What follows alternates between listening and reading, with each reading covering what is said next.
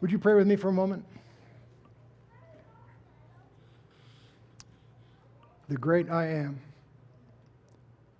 We're able to address you as Father because of the work of your Son, Jesus, the presence of your Holy Spirit in us.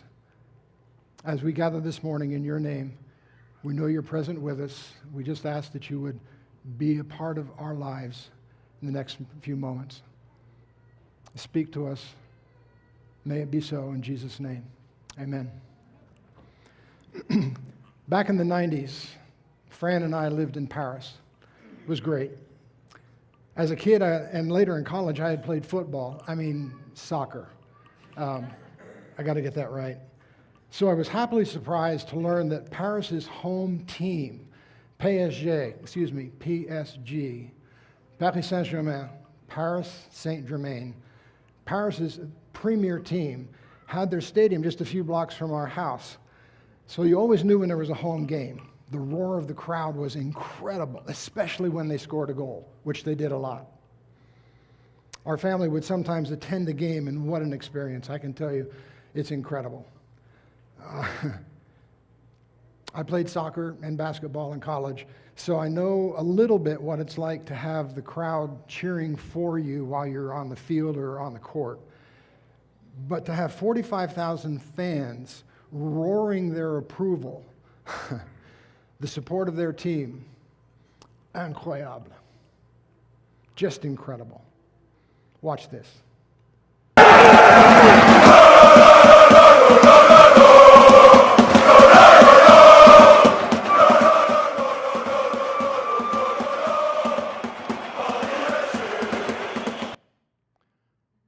What must that be like for the players on the field?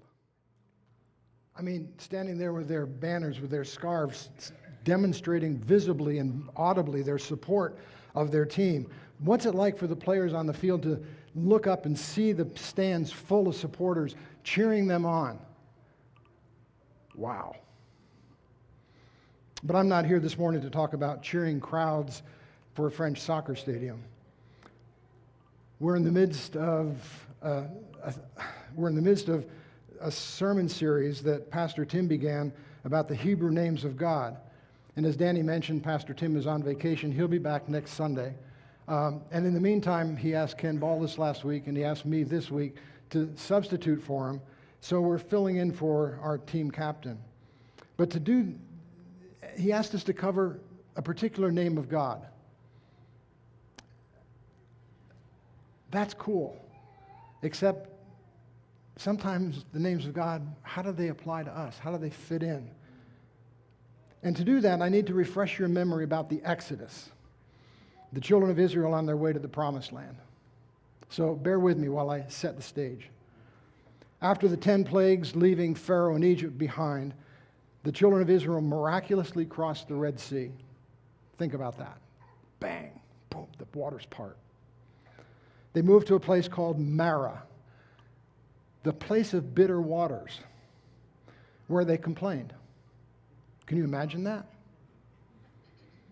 But God revealed himself as Jehovah Rophe, the God who heals, and he made those bitter waters sweet.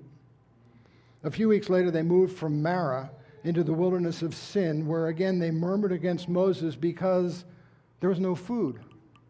What? God appeared in a cloud of glory and gave them manna. Then they moved on to Rephidim, where there is no water in Exodus chapter 17. At Marah, the waters were bitter, but at Rephidim, there is no water at all. It's dry. I've been in the Sinai. It is dry, hot, sandy, rocky. It's incredible. And there's no water. Well, we can go several weeks without food, but experts say the max to live without water is maybe 3 days. But in this hot, arid desert climate, I'm not sure anybody can last 3 days.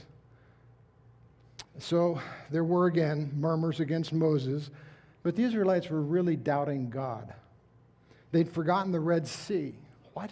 How could you forget that? They'd forgotten the healing waters, healing the bitter waters at Marah, the manna from heaven. They questioned God's goodness, his provision, his presence even with that cloud in front of them, the pillar of fire at night. Is the Lord among us, they ask? So God told Moses, take some of the elders and come with me. He tells them to strike the rock, what must have been a large rock. I envision that as a mountain. In the Sinai, mountains don't just kind of gradually build, they jut up.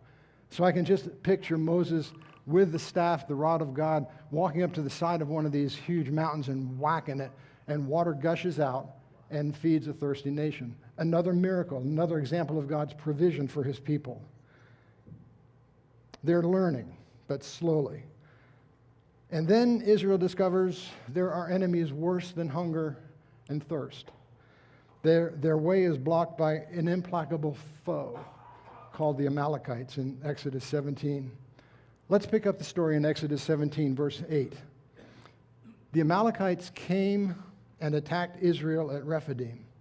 Moses said to Joshua, choose some of our men and go out to fight the Amalekites. Tomorrow I will stand on top of the hill with the staff of God in my hands. So Joshua fought the Amalekites as Moses had ordered, and Moses, Aaron, and Hur went to the top of the hill. Picture this with me.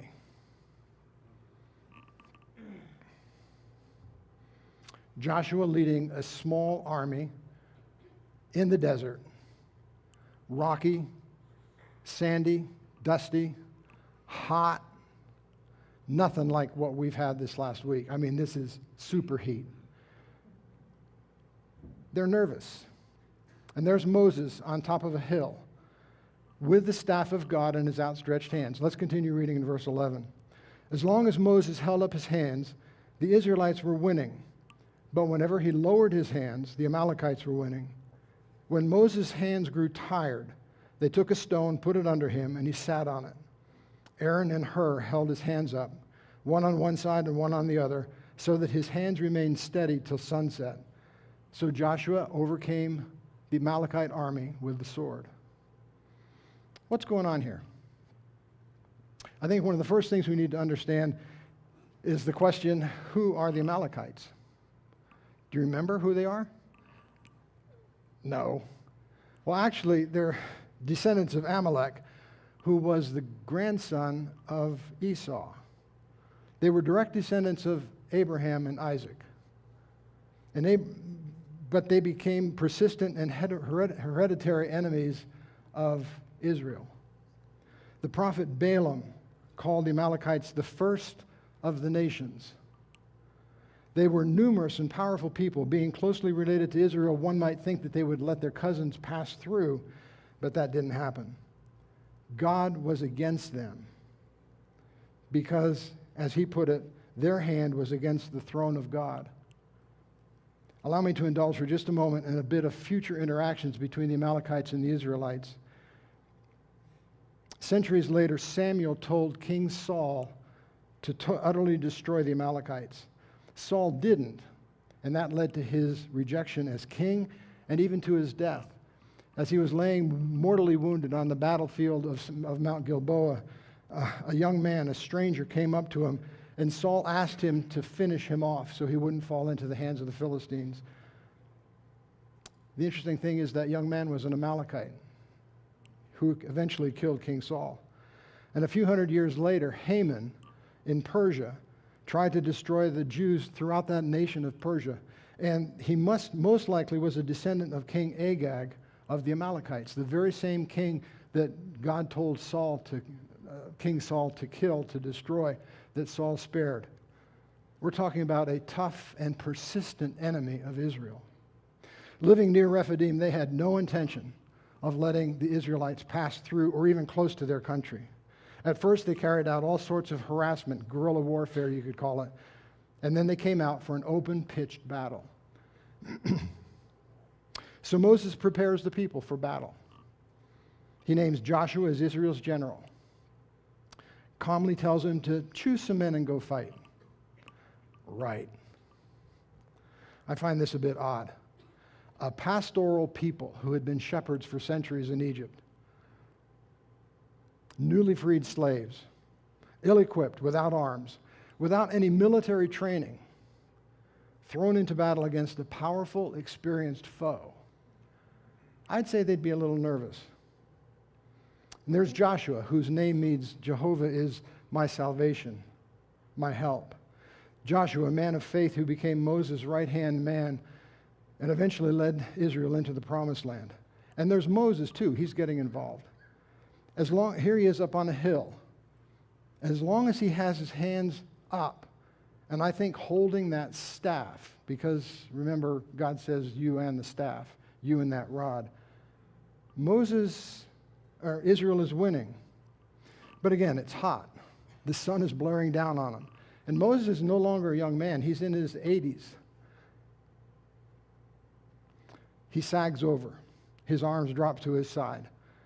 The Amalekites rally until Aaron and Hur realize what's going on. So they put a small boulder for Moses to sit on, each take an arm and raise his arms again with that staff.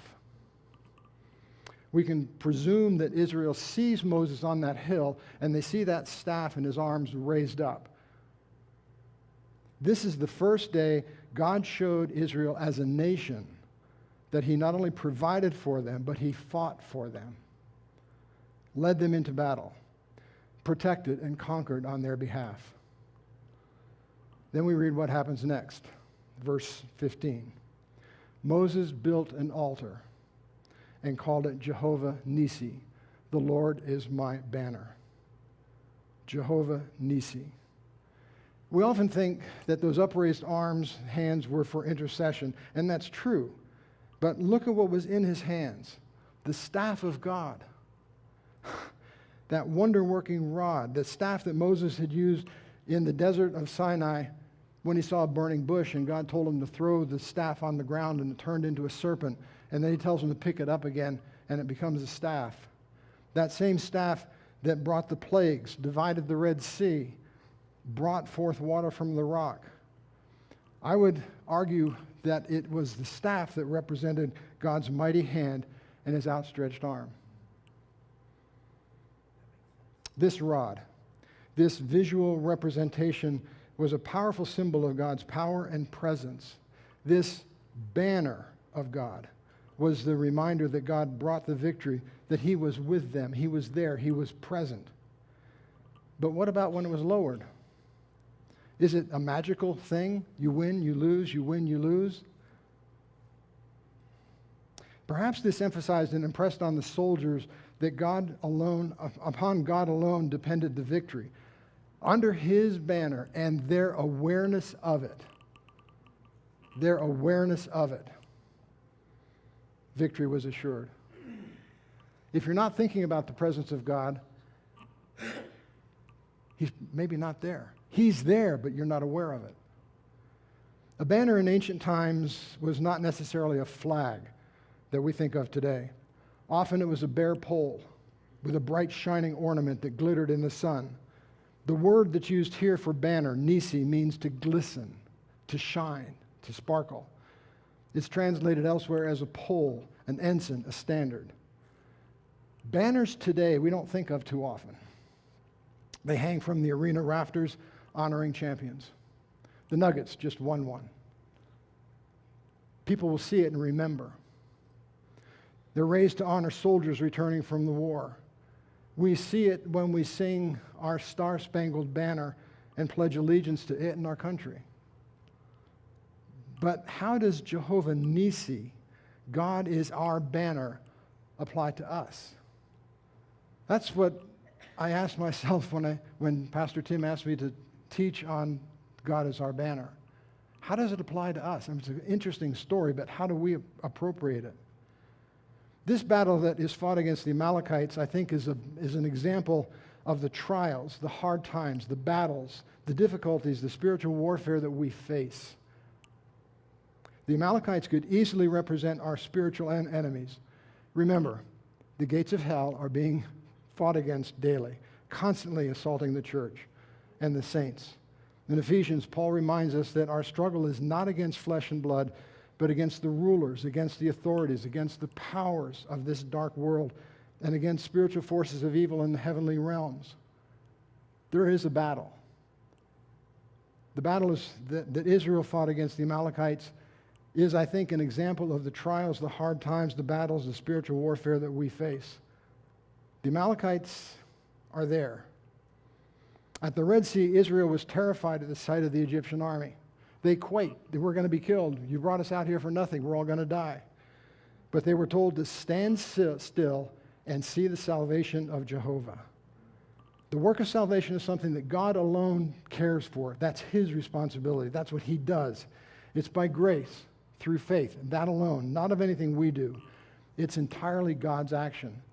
As he led them across the Red Sea, God saved them from the Egyptian army. But after they crossed the sea, they were introduced to a new life, and warfare appeared. And this was something that they were to engage in, not wait passively for God to do something, but they were to become involved, to become engaged. The same is true for us. Salvation is God's work on our behalf, but we are to engage in the fight. We're to be involved. Jude talks about us earnestly contending for the faith.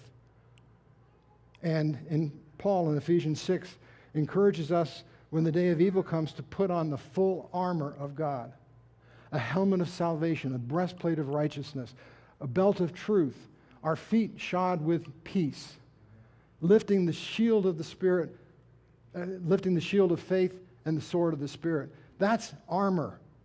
That it moves. When we're attacked, we're to put on the armor and stand. It's an involvement. Amen. But let's remember that we don't wage this warfare alone. Moses' arms grew weary. The staff of God was lowered so that the soldiers probably didn't see it. They weren't aware of it, and the enemy prevailed. That staff, that banner, was a symbol of God's presence and his power. And when it was lowered, it wasn't seen. And in the soldier's mind, it's almost as if they forgot that he was there. They might have forgotten that he was present with them. Here's how I see it. The banner of Jehovah, representing his presence, is held aloft in Moses' hands. It brought victory because it reminded the soldiers that Jehovah was present with them. He was with them. As they saw it, they were reassured of his presence and his victory. The altar that Moses built was called Jehovah Nissi. Jehovah is our banner. Jehovah himself, a banner of redemption, of victory, but more importantly, of presence. Later, when Moses lifted up a bronze serpent in the wilderness so that all who had been bitten by serpents might look and live, the word used for that pole that Moses raised up and put that bronze serpent on is our word for banner. Remember, Jesus told Nicodemus, as Moses lifted up the serpent in the wilderness, even so the Son of Man must be lifted up. The cross of Christ, as we look at it, it's our banner for redemption, but also his presence in the battles that we face. What Pastor Tim has been doing during this series is to invite people to share testimonies that fit with the names of God. Carol Hewlin is going to come now and share her testimony about her experience of Jehovah Nissi. Carol?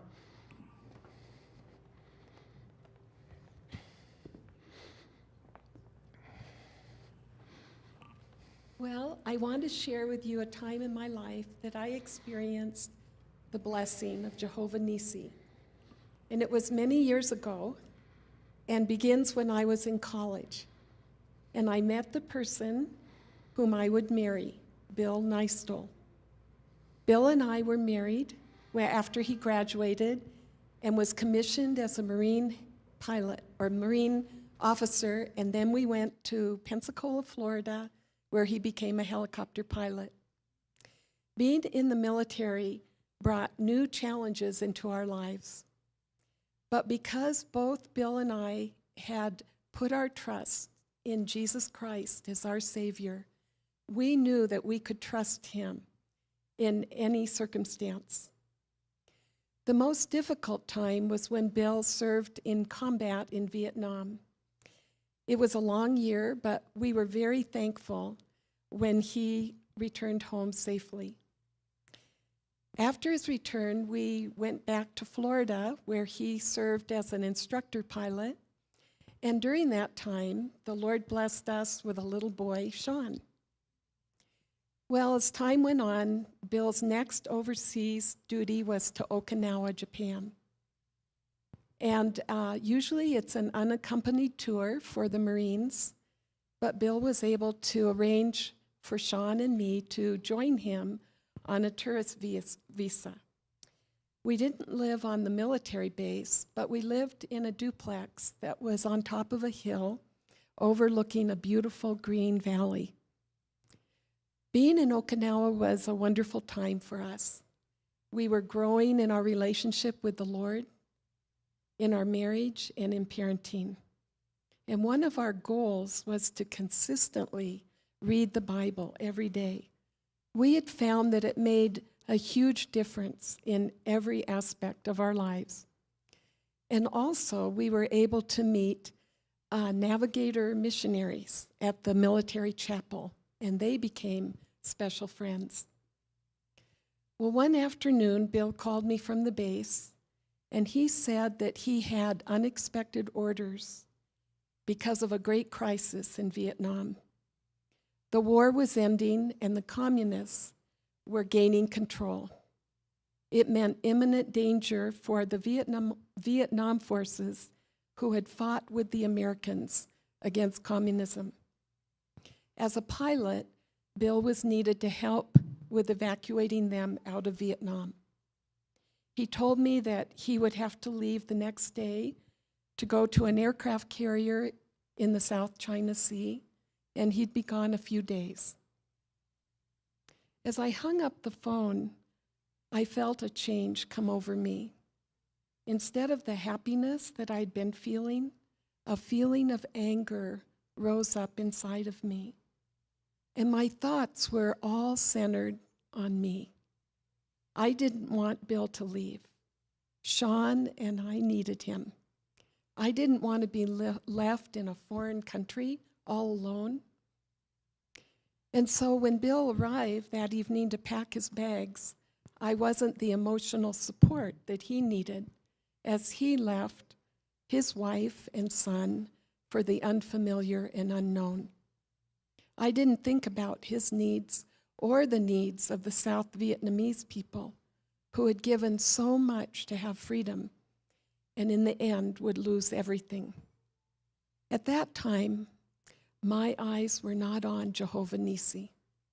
I was shutting out his love. And I struggled all night, but in the morning, the Lord's love won over my anger. I finally let go of my will, and I prayed, Lord, Bill isn't mine, he's yours. You're the one to decide where he's to go and what he's to do. I trust your perfect plan for all of us. And it was with that prayer that I experienced God's peace about the situation. Well, a few days of separation turned into a month. And one morning at 5:30 in the morning, I was awakened by a knock at my door. I knew something was wrong. And so I prayed a quick prayer as I went to open the door. And as I opened the door, I saw Bill's commanding officer, the chaplain, a doctor, and a friend of Bill's. As we went in and sat in the living room, they began to explain that there had been an accident the night before. It was 9 at night, and Bill was low on fuel and radioed the ship to prepare for landing.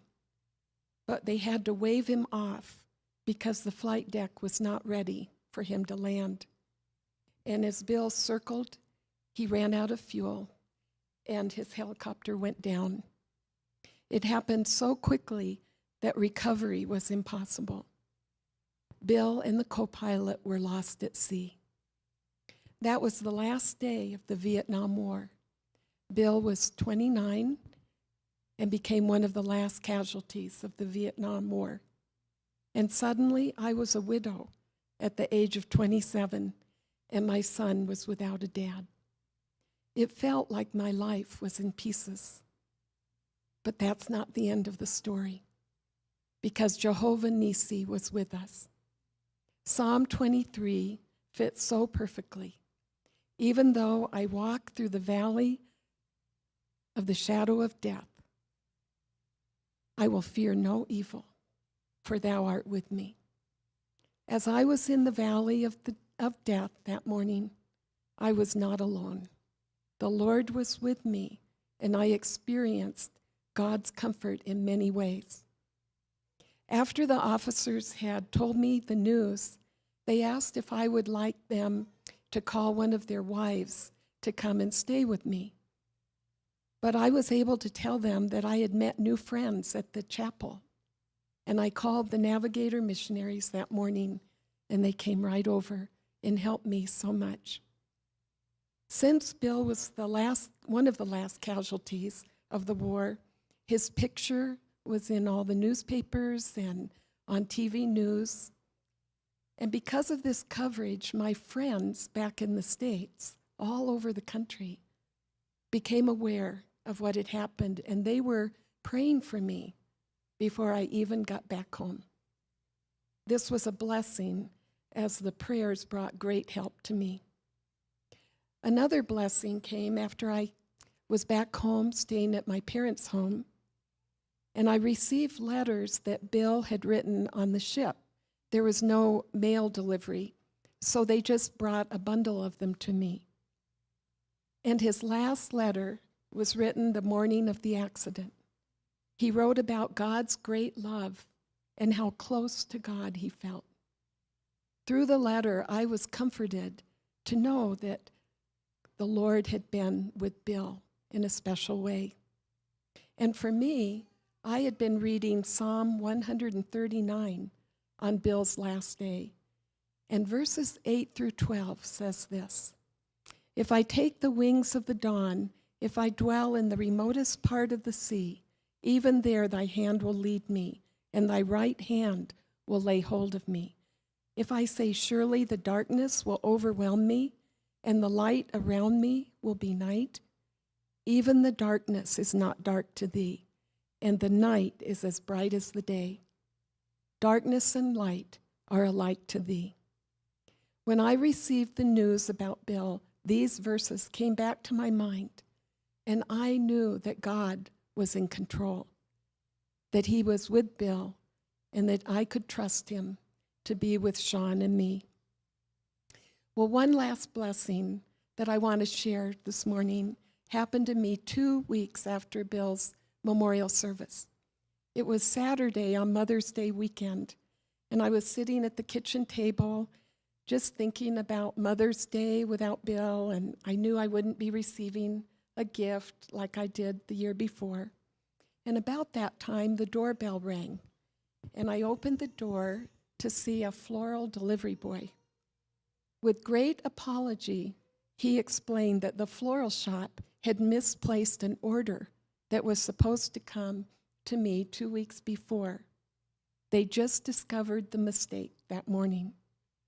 In the box was a dozen long-stem red roses and an orchid corsage. A friend of Bill's had intended them to arrive for the memorial service. But with the Lord, there's no mistake.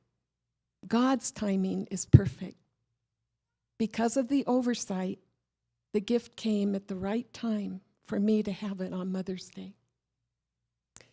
About 2 years later, the Lord blessed me by bringing Don Hewlin into my life, and we were married. Over the next few years, our family grew to 4 wonderful children, and this December, Don and I will celebrate our 47th anniversary. The Lord has blessed me more than words can describe, but what I want all of you to know is that he will do the same for you as you trust him.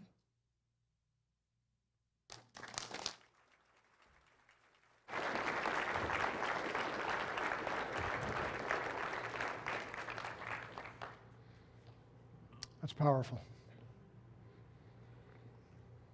Carol clearly experienced Jehovah Nissi, his presence, his banner during some very difficult times. God doesn't leave us alone to fight our battles, whatever they are, whatever they might be, certainly not in our own strength. We can depend on God for the victory, but we must do our part too. We can count on his presence, but we need to look up to Jehovah Nissi, our banner. He is there. We need to be aware of his presence and look for him in our lives. Jesus promises us in Matthew 28 powerful words. Surely I am with you always, to the very end of the age. He's with us. Our faith is in one who is seated in heaven. Paul writes in Ephesians 1, God raised Christ from the dead and seated him at his right hand in the heavenly realms, far above all rule and authority, power and dominion, and every title that can be given, not only in the present age, but also in the one to come. And God placed all things under his feet and appointed him to be head over everything. This is our banner, who's seated next to God in the heavenlies. Paul goes on in chapter 2 of Ephesians and talks about us being seated with him. He is not only present, but we are with him. And in Romans 8, Paul asks the simple question, if God is for us, who can be against us? And then clearly reminds us that in all things, we are more than conquerors through him who loved us. What might you be experiencing today? Is there an area in your life where you need to look up and see that banner, recognize God's presence, that staff lifted over you as an assurance that God is with you, that he's going before you, that he's present with you, and he will fight your battles? Visualize that. Claim it. When we know and practice this truth, Jehovah Nissi, God is our banner, our faith is strengthened, and we prevail.